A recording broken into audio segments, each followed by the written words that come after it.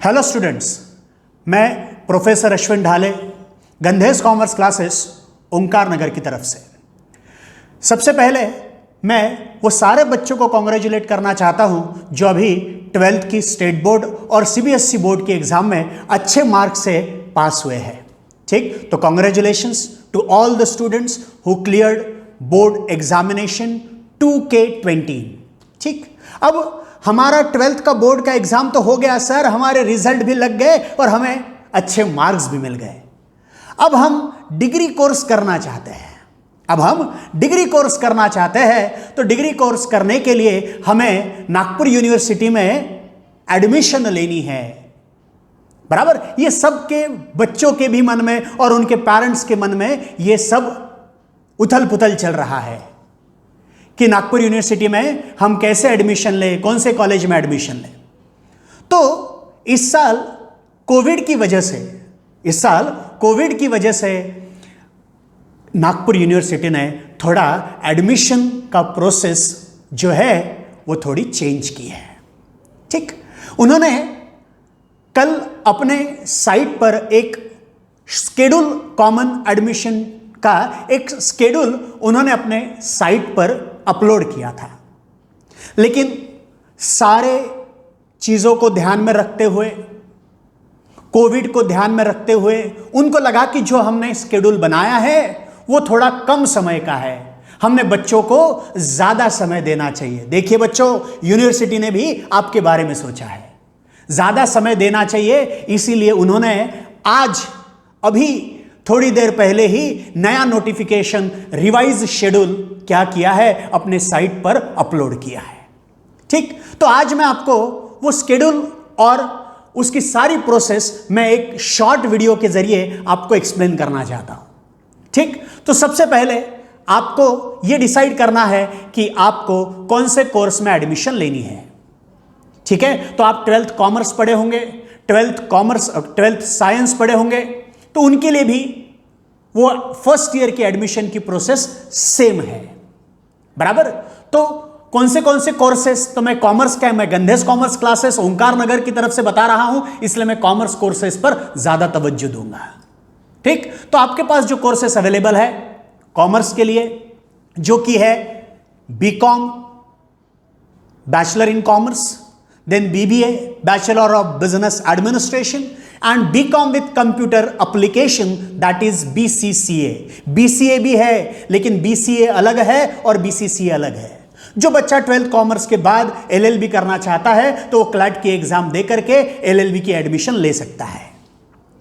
ठीक है, अब सबसे पहले हमें नागपुर यूनिवर्सिटी में डिग्री कोर्स के लिए एडमिशन लेना है, तो हमें क्या करना पड़ेगा सर, थोड़ी उसमें दिक्कत जा रही है, यह सवाल बहुत सारे बच्चों ने मुझे पूछा, इसीलिए मैं ये वीडियो अपलोड कर रहा हूं।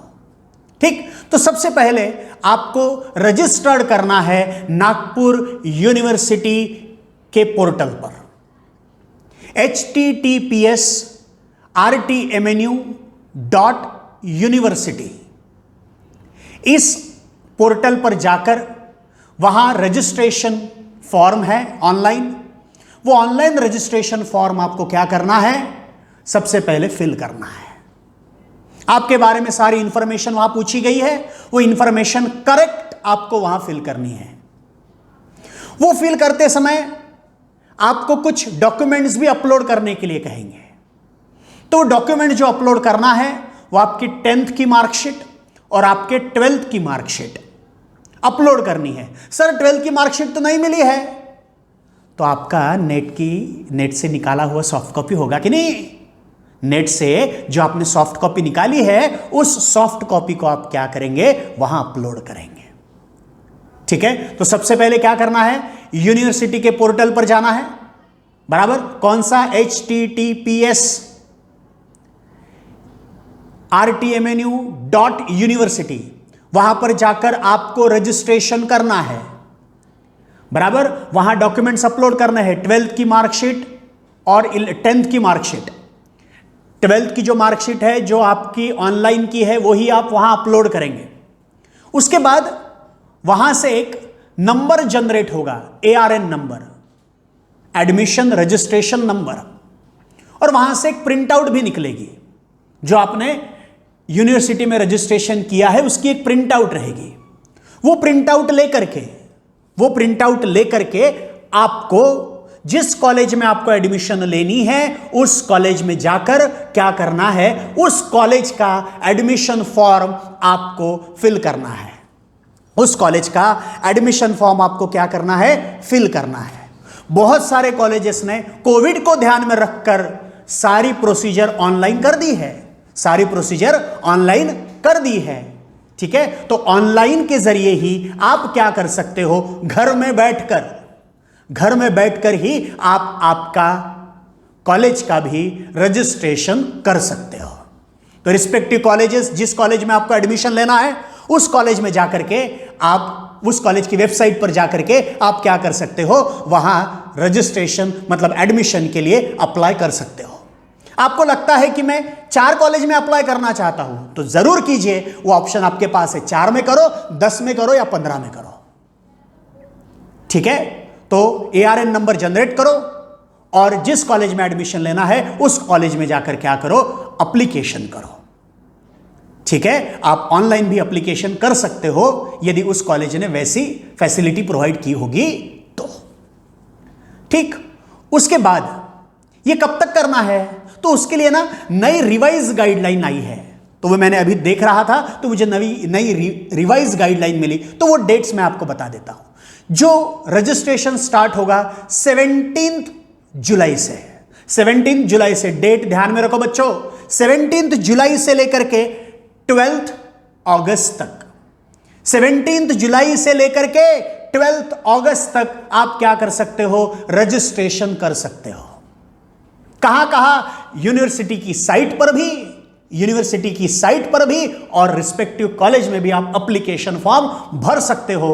कब तक, 12 अगस्त तक, बराबर। मैं ये नोटिफिकेशन ही पढ़कर आपको सारी चीजें बता रहा हूं, ठीक। उसके बाद प्रोस्पेक्टस बेचे जाएंगे, मतलब आपने क्या किया, रजिस्ट्रेशन किया। वो भी कब से, 17 तारीख से। कब तक जाएगा, वो भी जाएगा 12 अगस्त तक, ठीक।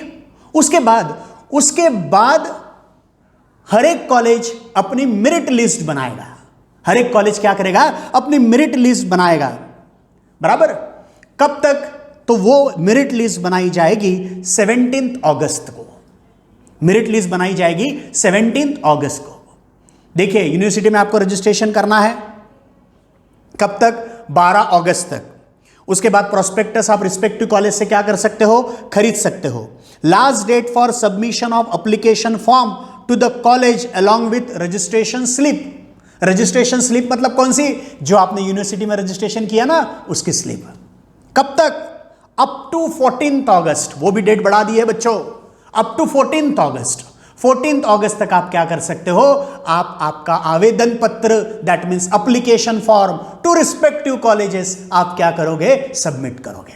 अब कॉलेज के पास सारी इंफॉर्मेशन आ गई, कॉलेज के पास आपने एप्लीकेशन फॉर्म सबमिट कर दिया। अब कॉलेज का काम बनता है, कॉलेज क्या करेगा, 2 दिन के बाद, 3 दिन के बाद, मतलब 17 अगस्त को कॉलेज क्या करेगा, आपकी मेरिट लिस्ट बनाएगा। मेरिट लिस्ट बनाकर वो अपने वेबसाइट पर या फिर अपने कॉलेज के नोटिस बोर्ड पर वो क्या करेंगे, वो मेरिट लिस्ट और साथ में वेटिंग लिस्ट भी क्या करेंगे, डिस्प्ले करेंगे, बराबर। तो वहां नोटिफिकेशन में लिखा है 12 बजे के बाद वो मेरिट लिस्ट अपलोड होगी। कभी कम ज्यादा टेक्निकल एरर की वजह से 1-2 घंटा पीछे हो जाएगा और रिस्पेक्टिव कॉलेज के हिसाब से भी थोड़ा कम ज्यादा हो सकता है, बराबर। तो 12 बजे कौन सी तारीख को, 17 अगस्त को मेरिट लिस्ट क्या होगी, डिस्प्ले होगी। फिर उसके बाद आप वो मेरिट लिस्ट आपको चेक करना है। चेक करने के बाद आपने यदि 4 जगह एप्लीकेशन की है और आपको फिर आपका सिलेक्शन हो गया कि नहीं मैंने अंबेडकर कॉलेज में लेना है चाहिए या मैंने सिटी प्रीमियर कॉलेज में एडमिशन लेना चाहिए, या आपका जब डिसाइड हो जाएगा उसके बाद उस कॉलेज में जाकर मेरिट लिस्ट में आपका नाम होगा तो आप उस रिस्पेक्टिव कॉलेज में जाकर क्या करेंगे, एडमिशन लेंगे, बराबर। तो एडमिशन कब तक लेंगे, तो एडमिशन आप 20 तारीख से लेकर 20 अगस्त से 24 अगस्त तक, 20 अगस्त से 24 अगस्त तक आप क्या कर सकते हो, एडमिशन कर सकते हो। कौन? जिसका नाम वो मेरिट लिस्ट में है। मेरिट लिस्ट में नाम कैसे आएगा? तो वो डिपेंड करता है उस कॉलेज के इंटेक पर। जिस कोर्स में आपने एप्लीकेशन की है उस कोर्स का इंटेक, यदि वहां मतलब इंटेक मतलब वो कॉलेज कितने बच्चों को एडमिट कर सकता है, तो वो 120 हो सकता है, 220 हो सकता है, 320 हो सकता है। यदि किसी कॉलेज का इंटेक 320 है, बराबर, तो 320 उनके पास इंटेक है और उनके पास आवेदन पत्र जो है, एप्लीकेशंस जो है, वो एप्लीकेशन यदि 400 आए तो वो मेरिट लिस्ट बनाएंगे, उसमें से 300 पहले 320 बच्चे एडमिशन ले पाएंगे, बाकी के जो 80 बच्चे हैं वो वेटिंग लिस्ट में चले जाएंगे। बाकी के जो 80 बच्चे हैं वो वेटिंग लिस्ट में जाएंगे। अब वो जो ऊपर के 320 बच्चे हैं, वो 320 बच्चे में से यदि किसी 50 बच्चे ने, 20 बच्चे ने यदि एडमिशन नहीं लिया, तो नीचे वाले जो वेटिंग लिस्ट वाले बच्चे हैं ना, वो वेटिंग लिस्ट वाले बच्चे एडमिशन ले सकते हैं। लेकिन वो वेटिंग लिस्ट वाले बच्चे 20 तारीख से 24 तारीख के बीच में एडमिशन नहीं ले सकते। 20 तारीख से 24 तारीख तक एडमिशन लेने की अथॉरिटी किसको है? जिनका पहले लिस्ट में नाम लगा है वो, बराबर। 24 तारीख के बाद वेटिंग लिस्ट जिन्होंने एडमिशन हो गई, उसके बाद 20-30 सीट्स खाली रह गई, तो फिर वेटिंग लिस्ट में जिन बच्चों का नाम है उनकी एडमिशन होगी। उनको एडमिशन करने के लिए भी उन्होंने समय दिया है 3 दिन का, 25 अगस्त से लेकर के 28 अगस्त तक। 25 अगस्त से लेकर के 28 अगस्त तक, ठीक है, फिर से बता रहा हूं, 25 अगस्त से लेकर 28 अगस्त तक जो बच्चे वेटिंग लिस्ट में है उनके एडमिशन की डेट्स हैं, बराबर।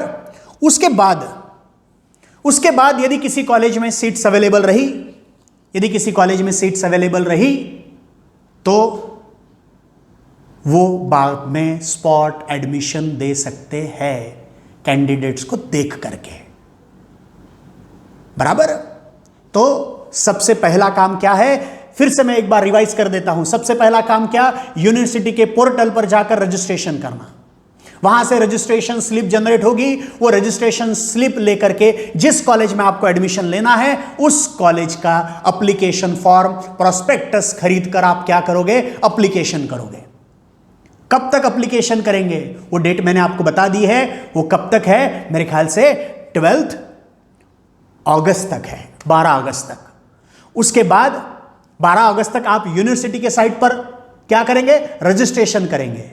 12 अगस्त तक यूनिवर्सिटी साइट पर रजिस्ट्रेशन करेंगे। प्रोस्पेक्टस खरीद के 14 अगस्त तक आपको उस रिस्पेक्टिव कॉलेज में क्या करना है? वो एप्लीकेशन फॉर्म और आपकी रजिस्ट्रेशन स्लिप सबमिट करना है। उसके बाद जो आपकी लिस्ट लगेगी, वो लिस्ट लगेगी 17 अगस्त को। लिस्ट लगेगी 17 अगस्त को 12 बजे के बाद। थोड़ा टाइम कम ज्यादा हो सकता है, ज्यादा ही होगा, बराबर। वो उनके वेबसाइट पर डालेंगे या उनके कॉलेज के नोटिस बोर्ड पर पब्लिश करेंगे।